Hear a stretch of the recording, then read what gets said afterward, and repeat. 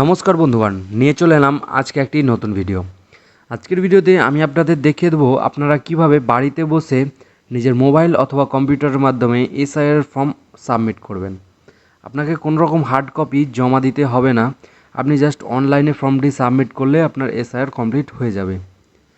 তো এই ফর্মটি সাবমিট করার পদ্ধতি দেখানোর আগে আমি আপনাদের অবশ্যই একবার জানিয়ে দেবো, আপনি যদি হার্ড কপি বা অফলাইন ফর্ম জমা দিয়ে থাকেন বা দেবেন ভাবছেন, সেক্ষেত্রে অবশ্যই আপনি অনলাইন ফর্মটি সাবমিট করবেন না।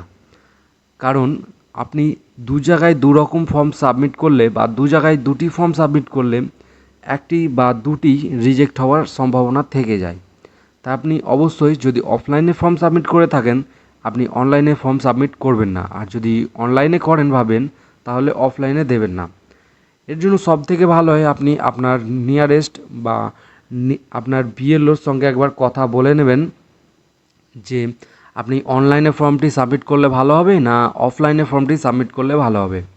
উনি যদি বলেন যে আপনার নিজের ইচ্ছে মতো আপনি ফর্ম সাবমিট করতে পারেন অনলাইন বা অফলাইন যে কোনো পদ্ধতিতে, সেক্ষেত্রে আপনি নিজের পদ্ধতি যেটা সহজ মনে হয় সেই পদ্ধতিতে আপনি ফর্মটি সাবমিট করতে পারেন। এই ফর্মটি অনলাইনের পদ্ধতিটি চালু করার মূল কারণ হচ্ছে যারা বাইরে আছে বা বাইরে কাজ করছে তাদের তো ভোটার নিজের এলাকায় আছে, সেক্ষেত্রে তো ফর্মটি বিএলও ওই কাজের জায়গায় দিতে যাবে না, তাই তাদের জন্য এই পদ্ধতিটি বিশেষ করে চালু করা হয়েছে। তো তারা অনলাইনে বাড়িতে বসেই এই ফর্মটি সাবমিট করতে পারবে। আপনারাও করতে পারবেন যদি আপনাদের বিএলও বলে থাকে যে আপনারা নিজের ইচ্ছা মতো সাবমিট করতে পারেন। তো এটাই আপনাদের একটা ডিসক্লেমার দেওয়ার ছিল। তো চলেন এবার ভিডিওতে এগিয়ে যাই। তো অনলাইন ফর্ম ফিল আপের জন্য আপনি সবার প্রথমে গুগলে চলে আসবেন এবং voter.eci.gov.in লিখে সার্চ করবেন এবং এই অফিসিয়াল ওয়েবসাইটে চলে আসবেন। ওয়েবসাইটে আসার পর এই লগ ইন অপশানে একবার ক্লিক করবেন এবং নিজের মোবাইল নাম্বার ক্যাপচার বসিয়ে লগ ইন করে নেবেন। এবং আপনি যদি প্রথমবার ওয়েবসাইটে আসে সেক্ষেত্রে সাইন আপ এই অপশানে ক্লিক করবেন এবং নিজের মোবাইল নাম্বার জিমেল আইডি দিয়ে সাইন আপ করে নেবেন। আমার অলরেডি সাইন আপ করা আছে, তাই আমি লগ ইন অপশানে একবার ক্লিক করছি এবং নিজের মোবাইল নাম্বার এবং নিজের মোবাইল নাম্বার এবং ক্যাপচার বসিয়ে লগ ইন করে নিচ্ছি। তো আমি এখানে আমার মোবাইল নাম্বারটি বসিয়ে দিলাম, এরপর ক্যাপচাটিও বসিয়ে দিচ্ছি। এরপর রিকোয়েস্ট ওটিপি এই অপশানে একবার ক্লিক করে দিচ্ছি। রিকোয়েস্ট ওটিপি করার পর আমার 6 সংখ্যার মোবাইল নাম্বারে একটি ওটিপি চলে আসবে, সেই ওটিপিটি এই ঘরে বসিয়ে দেবো। তো আমার ওটিপিটি চলে এসছে, আমি জাস্ট ওটিপিটি বসিয়ে দিলাম। এবার just verify and log in করার পর আপনার সামনে এরকম একটি ড্যাশবোর্ড খুলে যাবে। আপনি এখানে অনেকগুলোই অপশান দেখতে পেয়ে যাবেন এবং ডান দিকে উপরে একটি অপশান পেয়ে যাবেন সার্ভিস এবং এসআইআর। এই এসআইআরের এখানে ফিল ইলুমিনেশন ফর্ম এই অপশানে একবার ক্লিক করে দেবেন। এই অপশানে ক্লিক করার পর এখানে আপনি একটি নতুন পেজে রিডাইরেক্ট হয়ে যাবেন এবং এখানে আপনাকে সবার প্রথমে আপনার স্টেটটি সিলেক্ট করতে হবে। তো এখানে আমি আমার নিজের স্টেটটি সিলেক্ট করে নিচ্ছি। স্টেট সিলেক্ট করার পর এখানে আপনার ভোটার নাম্বারটি সঠিকভাবে বসিয়ে দিতে হবে। তো ভোটার নাম্বারটি বসানো হয়ে গেলে জাস্ট সার্চ এই অপশানে ক্লিক করে দেবেন। এবার এখানে আপনার প্রোফাইল ইনফরমেশনটি অটোমেটিক ফ্যাচ হয়ে যাবে।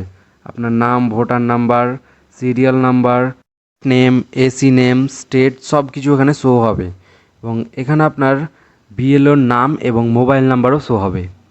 এরপর এখানে আপনাকে আপনার মোবাইল নাম্বার লিখে জাস্ট ভেরিফাই করতে হবে। তো মোবাইল নাম্বার বসানোর আগে আপনাকে বলে রাখি, আপনার ভোটার কার্ডে মোবাইল নাম্বার অবশ্যই লিঙ্ক থাকা দরকার এবং আপনার আধার কার্ডে যা নাম আছে ভোটার কার্ডেও তার নাম থাকতে হবে। আপনারা যদি মোবাইল নাম্বার লিঙ্ক করতে না জানেন ভোটারের সঙ্গে, তো সেক্ষেত্রে আমি আপনাদের অলরেডি একটি ভিডিও বানিয়ে দিয়েছি ভোটার কার্ডের সঙ্গে মোবাইল নাম্বার লিঙ্ক করার পদ্ধতি। সেই ভিডিওটি দেখে আপনারা মোবাইল নাম্বার লিঙ্ক করতে পারেন। তো আমার লিঙ্ক আছে, তাই আমি সরাসরি আমার মোবাইল নাম্বারটি এই ঘরে বসিয়ে দিচ্ছি। তো মোবাইল নাম্বার বসানো হয়ে গেলে জাস্ট সেন্ড ওটিপি এই অপশানে একবার ক্লিক করে দিচ্ছি। সেন্ড ওটিপি করার পর আমার 6 সংখ্যা একটি ওটিপি চলে আসবে মোবাইলে। তো সেই ওটিপিটি জাস্ট এই ঘরে আপনি বসিয়ে দেবেন এবং ভেরিফাই ওটিপি এই অপশানে একবার ক্লিক করে দেবেন। তো ওটিপি আমার চলে এসছে এবং আমি ওটিপি বসিয়ে দিচ্ছি এবং ভেরিফাই ওটিপি এই অপশানে ক্লিক করে দিলাম।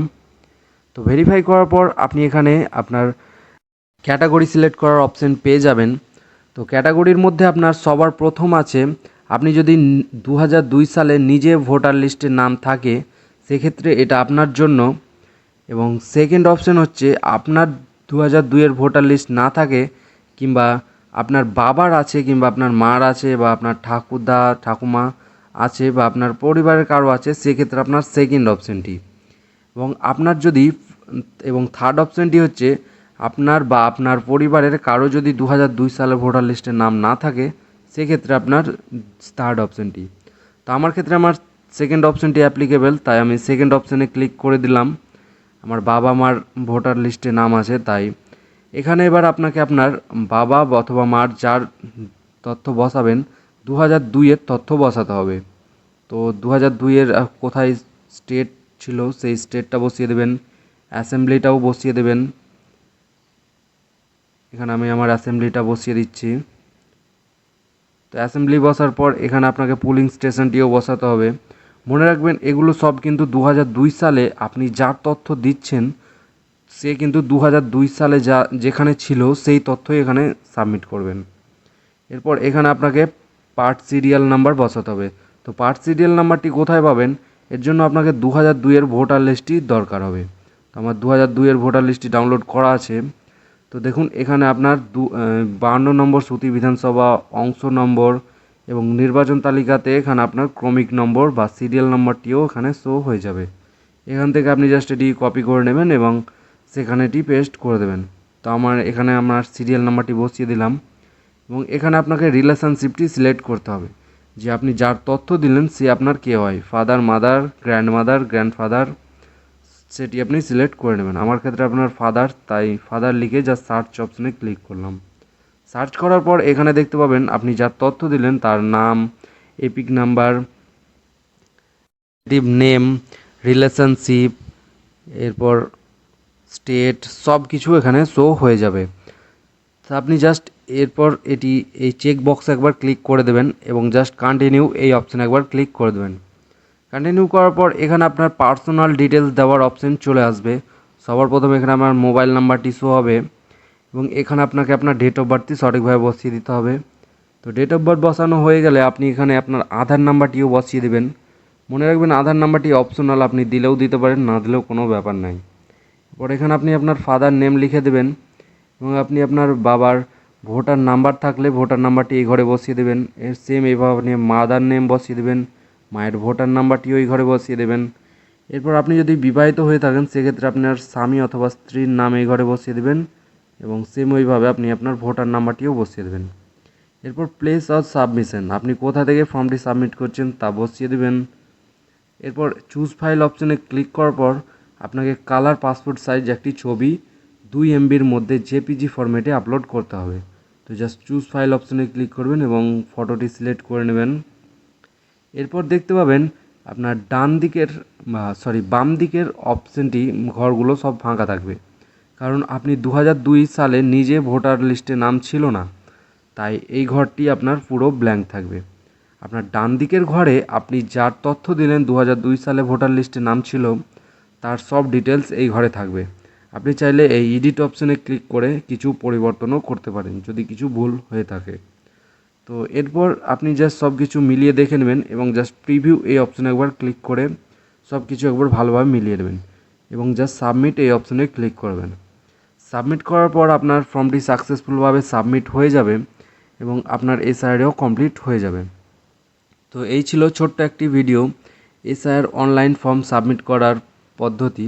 আশা করি ভিডিওটি আপনাদের ভালো লেগেছে। ভিডিওটি ভালো লাগলে অবশ্যই ভিডিওতে একটি লাইক এবং চ্যানেলে একটি অবশ্যই সাবস্ক্রাইব করে দেবেন এবং কিছু যদি আপনার বুঝতে অসুবিধা হয়ে থাকে তো অবশ্যই আপনি কমেন্ট করতে পারেন, আমি আপনাকে কমেন্টে অবশ্যই রিপ্লাই দিয়ে দেবো। ধন্যবাদ।